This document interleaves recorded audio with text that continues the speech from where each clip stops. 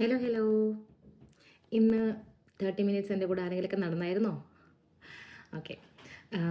ഞാൻ ചലഞ്ച് തുടങ്ങിയപ്പം സത്യത്തിൽ വെയിറ്റ് നോക്കാൻ മറന്നു പോയായിരുന്നു. എൻ്റെ ബോഡി വെയിറ്റ് ഞാൻ ചെക്ക് ചെയ്തില്ലായിരുന്നു. ഇന്ന് എൻ്റെ അടുത്ത് കുറച്ച് ഫ്രണ്ട്സ് ഇങ്ങനെ ചോദിച്ചായിരുന്നു, വെയിറ്റ് കുറഞ്ഞോ? ലൈക്ക് ഇന്ന് ഞാൻ 10 ഡേ മാർക്ക് ചെയ്തിരിക്കുകയാണ് ഈ ചലഞ്ചിൽ.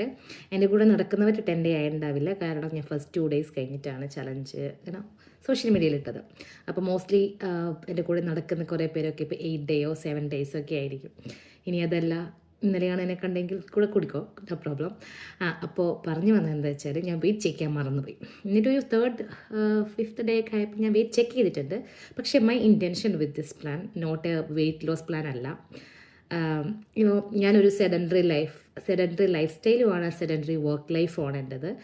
അപ്പം സെഡൻറ്ററി ലൈഫൊക്കെ കഴിഞ്ഞ് നമ്മൾ ഈവനിങ് ജോലി കഴിഞ്ഞ് വന്നാലും നമുക്കൊരു എക്സോസ്റ്റഡ് ഫീലാണ്, ലൈക്ക് മടി പിടിച്ച ഫീല്, എല്ലാം പ്രൊക്കാസ്റ്റിനേഷൻ ചെയ്യാനുള്ളൊരു ഫീല്. ഇപ്പം ചെയ്യേണ്ട പിന്നെ ചെയ്യാം, എന്ത് പറഞ്ഞാലും പിന്നത്തേക്ക് മാറ്റി വയ്ക്കുന്ന ഒരു പ്രൊക്കാസ്റ്റിനേഷൻ. സോ അതാണ് എനിക്കിപ്പോഴും വില്ലൻ. പക്ഷേ ഈ 30 മിനിറ്റ്സ് ഇൻറ്റൻഷനലായിട്ട് നമ്മൾ വർക്ക് ചെയ്യാൻ തുടങ്ങിയപ്പോൾ അതിന് കുറച്ച് മാറ്റമൊക്കെ ഉണ്ട്. കുറച്ചും കൂടി എനർജറ്റിക്കാണ്, കുറച്ചും കൂടി മീനിങ് ഫുള്ളായിട്ട് കുഞ്ഞു കുഞ്ഞു ഹാബിറ്റ്സ് കൊണ്ടുവരാൻ പറ്റുന്നുണ്ട്. സോ അതാണ് ഈ 30 മിനിറ്റ്സ് ചാലഞ്ച് കൊണ്ട് എനിക്കുണ്ടായ ബെനഫിറ്റ്. ഉറപ്പായും നിങ്ങൾക്കും എന്തെങ്കിലുമൊക്കെ ബെനിഫിറ്റ്സ് ഉണ്ടായി കാണും.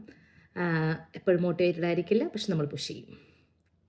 അപ്പോൾ ശരി, ഹാവ് എ വണ്ടർഫുൾ ഡേ.